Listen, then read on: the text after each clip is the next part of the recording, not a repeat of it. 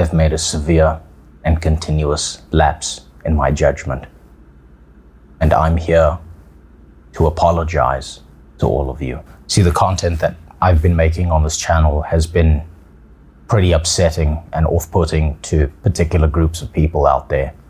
And this has been highly insensitive of me. Some of these groups have reached out to me and in the most empathetic and sensitive of ways have told me exactly how they feel about the things I say online. And to those groups, I'd like you to know that I hear you, I see you, I'm listening, and I'm learning. And in response to you sharing with me the things that you hear online said by a complete stranger in his underwear that you take seriously and leave you emotionally traumatized, I would genuinely like to thank each and every single one of you for telling me exactly where all your softest spots are, because you've given me the courage to get much worse in the future. But that's not really what this apology is about, because you see, I've been lying to you.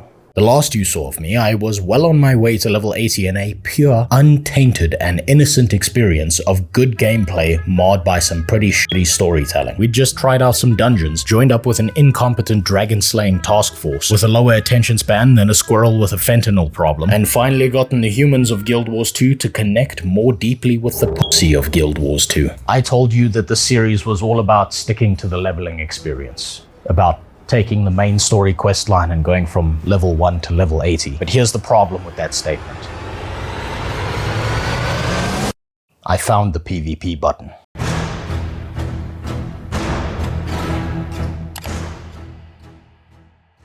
Now, for as long as I can remember, I've had this problem that I just can't seem to escape. It doesn't matter what game I play. It doesn't matter how good or bad I am at it. Hell, it doesn't even matter if I'm winning or losing. I can finally admit that I'm a bit of a PvP addict, and the first step to recovery is always admitting that you have a problem. See, the same way an alcoholic can't touch a drink, or a white woman in a first world nation can't own a large male dog, if I so much as smell a button in a game menu telling me that I can PvP, I get lost in the sauce. So come with me as we descend into the salted abyss where women and children can't handle a bit of cheeky Xbox Live banter, and grown men collapse under the weight of their own mental instability and enter the 9th circle of MMO hell.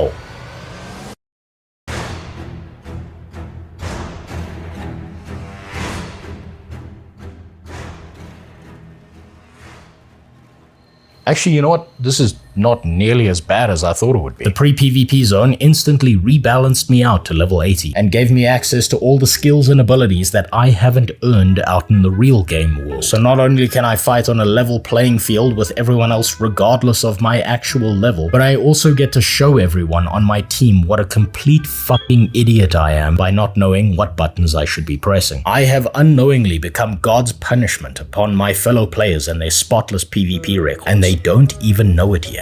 But first things first, I pick out the shittiest untested engineer build known to mankind, because following hyper-specific online build guides is only for people incapable of independent thought, and completely neglect whatever the fuck this PvP specific loadout does and go get my ass kicked by a training dummy just before being unceremoniously dumped into a match the same way an unwanted fetus would be into a sink in a Texas gas station. With little to no clue of what I'm doing, an announcer with the voice of a retired pirate in a homeless shelter tells me what to do. Hold on to your points. Seize theirs.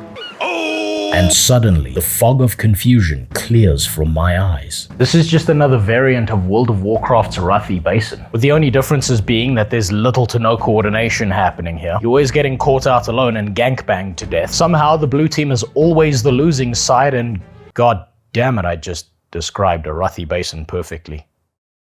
Having already spent years of my life developing a Pavlov dog-like response, I do exactly what the secret CIA members at Blizzard have programmed me to do, and immediately abandon my team to attempt to 1v5 a collective clusterfuck of the enemy team. Then, in a panic, I realize the error of my ways the moment 90% of my health pool immediately vanishes, leaving me with little choice but to run away like a little bitch. Did this strategy help me survive that encounter?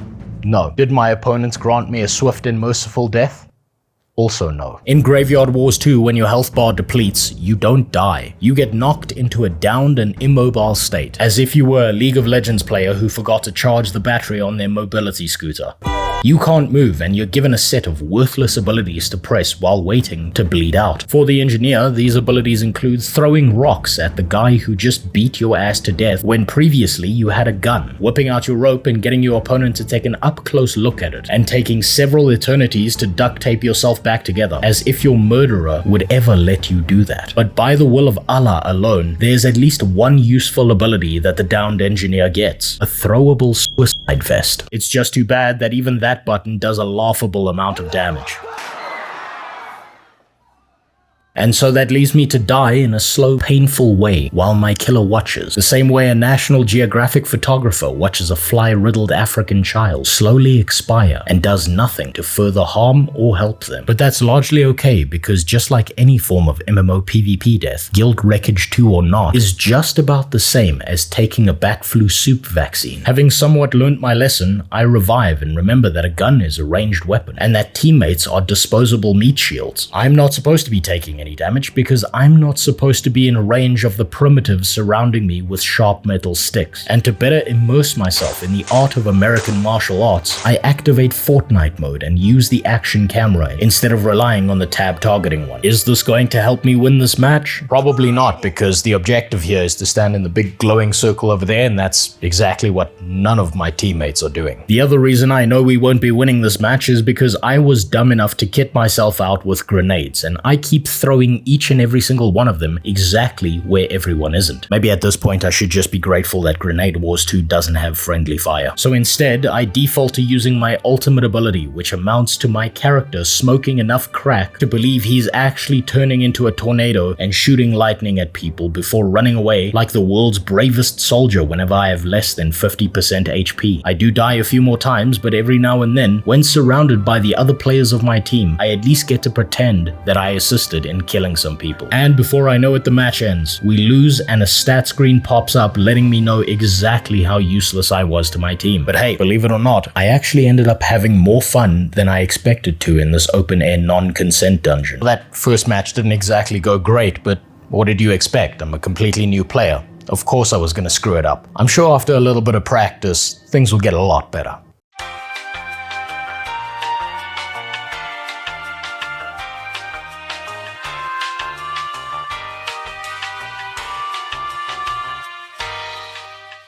Things did not, in fact, get a lot better. It turns out that as fun as a masochist like me finds Gun Wars 2 PvP, it has a few issues. It's not the game modes, those are fine. It's not the gameplay, that's still great. It's the players, and there's just no way to really fix that problem. I'm not even sure it should be fixed. This is another one of those issues that's not really unique to Guild Wars 2 and probably exists across most other MMORPGs. The PvP is not so much based around your particular skill set, so much as it is around your game knowledge. What that means is that if you want to get good at Guild Wars 2 PvP, you better sign up to Hustlers University and sell your ass and your soul online to afford a few unpaid years of attaining forbidden knowledge and abandon PvP meta before trying to even catch up to the demonic entities that inhabit the space. I'm getting my ass beat most of the time because these PvPers have been at it for years against each other, and I'm just starting out. They outrank me in every qualitative sense imaginable, and since I'm not going to be fusing my skin to the cheap leather of my gaming chair anytime soon, I'm likely never going to be catching up to them. If you're having trouble understanding me because you main a DPS, or worse, you have the mental capacity of an IRL streamer in Japan, then think of it this way. Game knowledge outstrips everything else in Grape Wars 2 PvP. If you know what abilities and builds other people are most likely packing, you're likely to know what fights you can win and which to avoid. If you've got your timings right or have a bursty build that hits like an NFL player hits their wife, you're probably gonna win. And why shouldn't you? Of course, someone who's dedicated that much time to this aspect of the game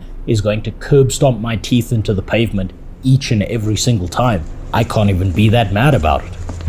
But what I can at least be confused about is what the fuck is this non-specific red-vested live streamer allegedly doing in the children's playpen? Why am I, a relatively new and inexperienced player, being matched up against these monstrosities who eat undercooked chicken tendies and shit out PvP kills? I mean, where the fuck is the matchmaking system in this game that's supposed to ease the PvP dick into me as opposed to just jumping to high-speed fisting? Of all things, why would they...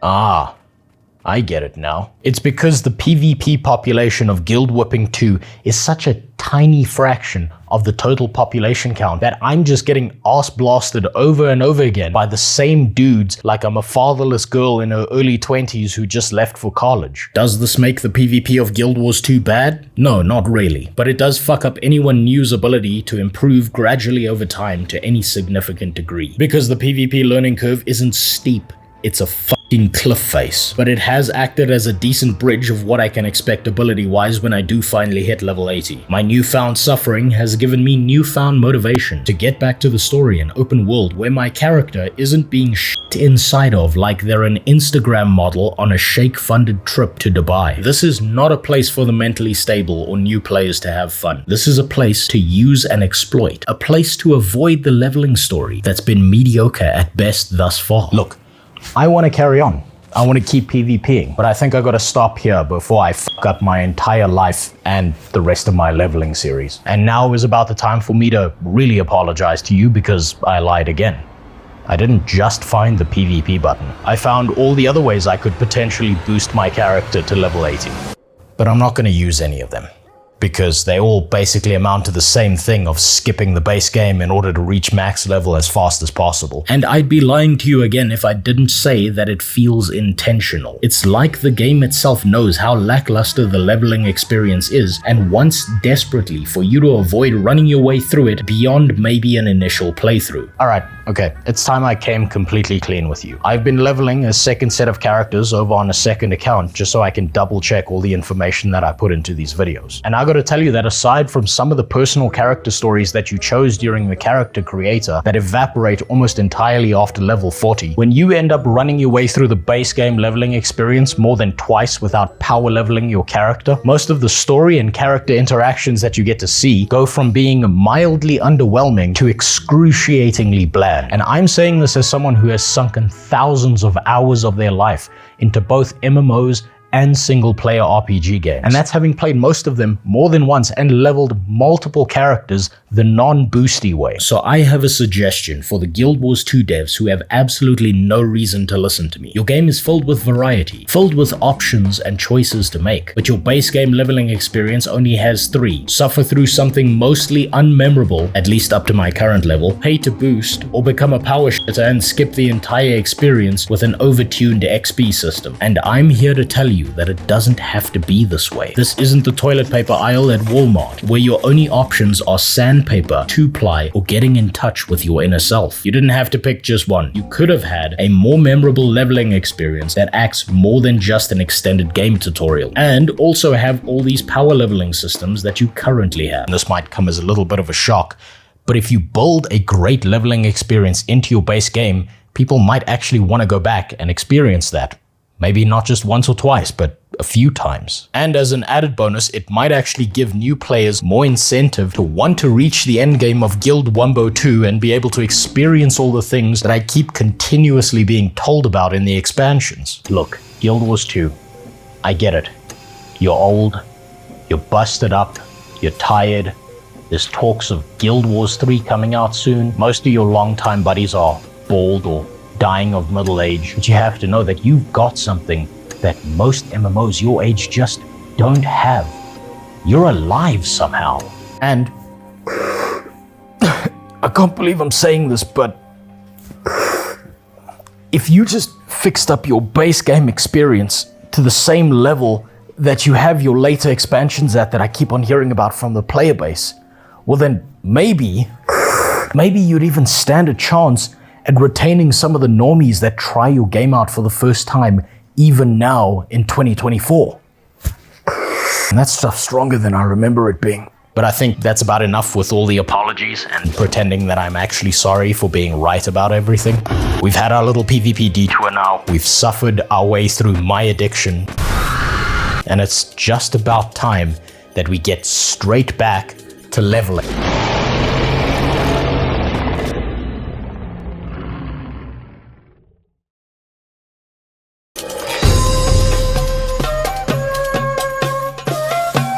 As always, big thank to my subscribers, both old and new. Your Majesty, there's a second boss coming!